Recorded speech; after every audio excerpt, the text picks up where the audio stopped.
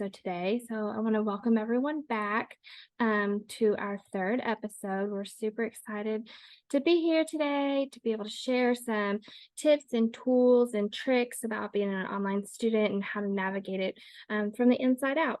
And then we'll have some time at the end if anybody has any questions. Um, Today, we're going to talk about some student success tips. And so these are going to be resources on campus and some different things like that that you have available to you. So the first sort of category is study tips, and these are things you can apply like while you're studying. Of course, like any night that you set aside time to sit down and study, that is a time when you can be utilizing these methods. So the first thing is the study cycle, and that's just before class or before you sit down to study, work on coursework, you are sort of just reading and preparing what you're going to need. So whatever that might be, if you had notes from the last session that you took, you're going to want to read over those before taking notes on a new chapter.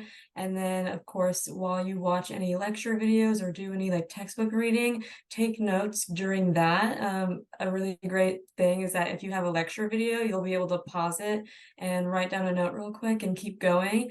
And of course, reviewing your notes, editing and reorganizing them after each lesson you complete, after each lecture video or each chapter you read, and then always going through that cycle. So at the end of chapter 2, read through your notes, organize them, and then before you start on chapter 3, again, read through them, review them, and that'll help you get into the mindset of like reviewing everything that you've learned, and that's going to help commit it to your memory.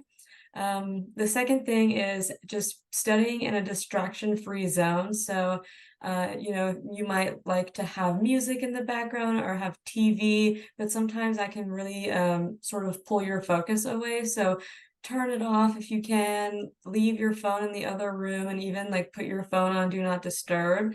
And keeping like your email closed, because of course an email is going to come in, you're going to see that and jump to that and get off of the task.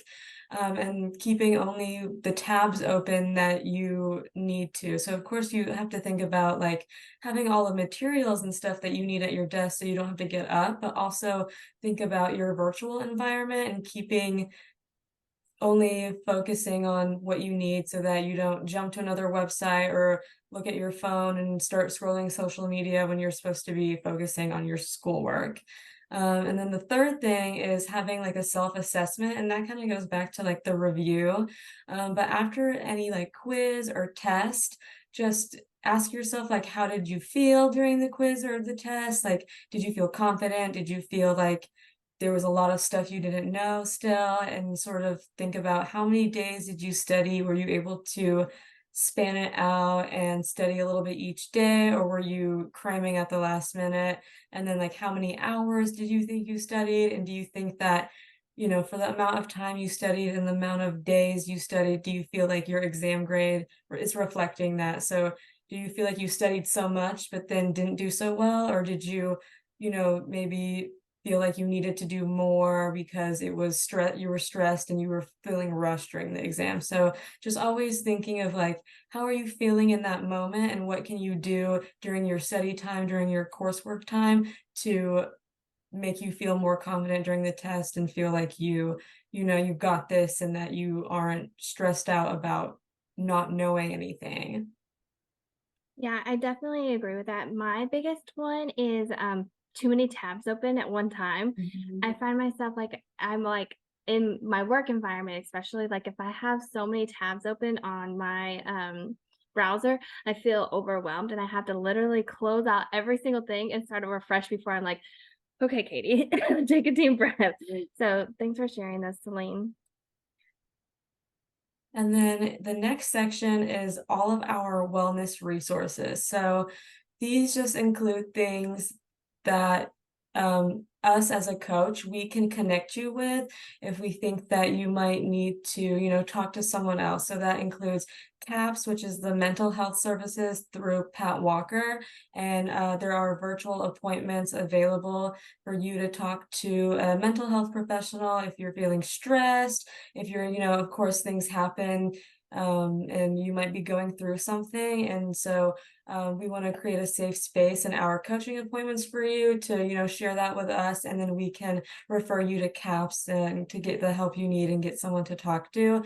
And then jumping to U of A Cares, that's a very similar sort of program where we can, if we notice you're under duress or you're really stressed out and we're concerned, we can refer you to U of A Cares, and then someone on their team will reach out to you to check in on you, so that you don't have to worry about going in and finding an appointment, finding a time to meet. They will reach out to you and make sure that you're doing okay. And then the middle thing is the Center for Educational Access. So if you ever need like accommodations, if you need a longer test time, you need extensions on assignments, things like that, you can work with them to get those accommodations and then communicate those to your professors and for all of your courses. And the CEA, they are very good about keeping everything confidential. So nobody else in your class is going to know that you have accommodations. That's just between you and your professor, and what you guys work out together. So it's super confidential, and it's just to help you, have those accommodations, things you need to reach your fullest potential in each of your classes. Yeah, and I just want to add, all these services are free and they're Mhm. included in your student fees as an online student. And so you would never be charged for any of the services that are provided here.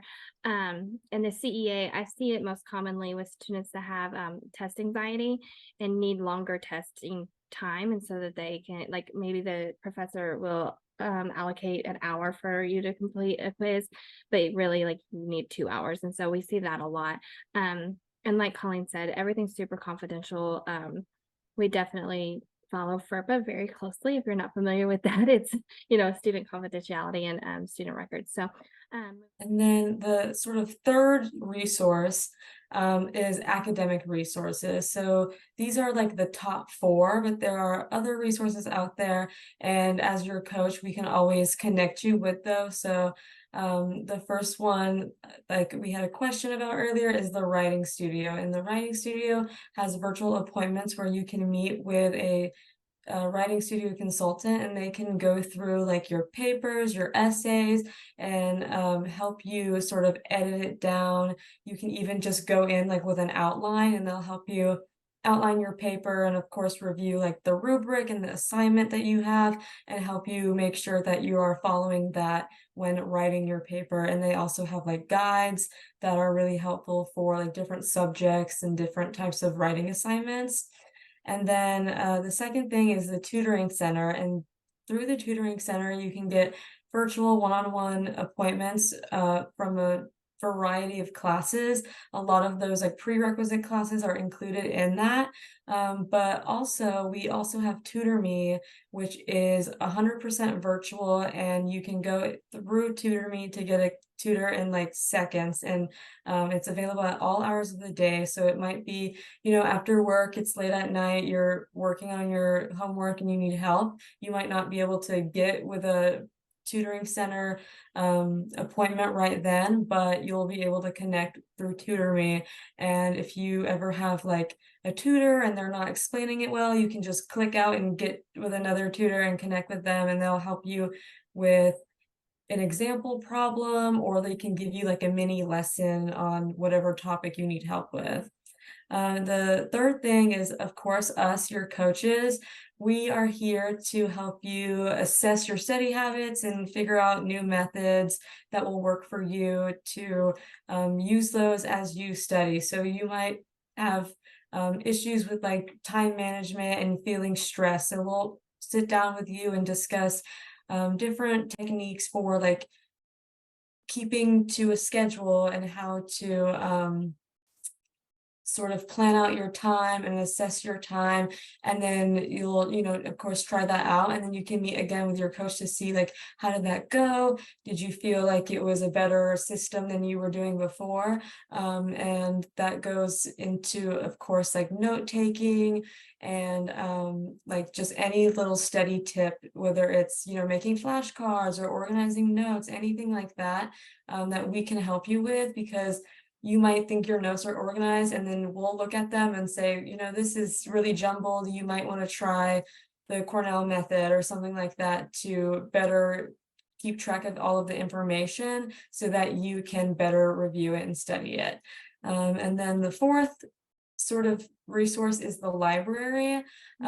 Through the library, there are tons of different virtual services that you can take advantage of. So they can, if you need like a certain resource, you could have the book sent to your address if needed. And there are different subject librarians that can help you find credible sources for your research and your writing assignments. And there's tons of like articles and like online academic journals that you can access by just logging into the library website, and there's always someone there to help you find what you need to complete your assignment, complete that essay. Yeah. I want to jump back to Tutor Me really quickly. I don't know what it's called. Can I get a thumbs up if you guys are familiar with the Tutor Me and how to access it? If not, we should probably share that resource. So I'll go ahead and just tell you guys. So Tutor Me, like Celine said, is 100% free.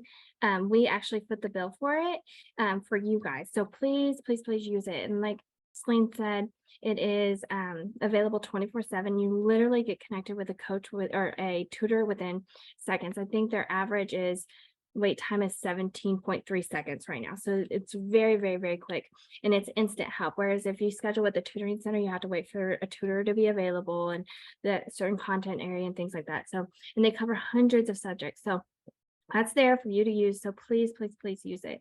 I just wanted to jump back to that one. You can get to Tutor Me through Blackboard. If you look under your courses on Blackboard, it's like student success tools or something like that, and it's listed in that it's like a course, and the link is listed in there. If you are having trouble getting to that, Sling, will you get a link to it and put it in the chat box so they can have it, and then you guys can just bookmark it. I think that might be easier too. We wanted to make sure that you guys had our contact information. I'm sure that you guys get lots of emails from us and really have our email saved, but I wanted to make sure that you guys did have it. The ONL coach at york.edu, that is the coach that serves all majors except for the LPN to BSN, and we're actually hiring for that coach right now. So we'll have, hopefully in our next episode, we'll be able to introduce you guys to our new coach. So we're looking forward to that. And then the LPN coach, Celine manages that one.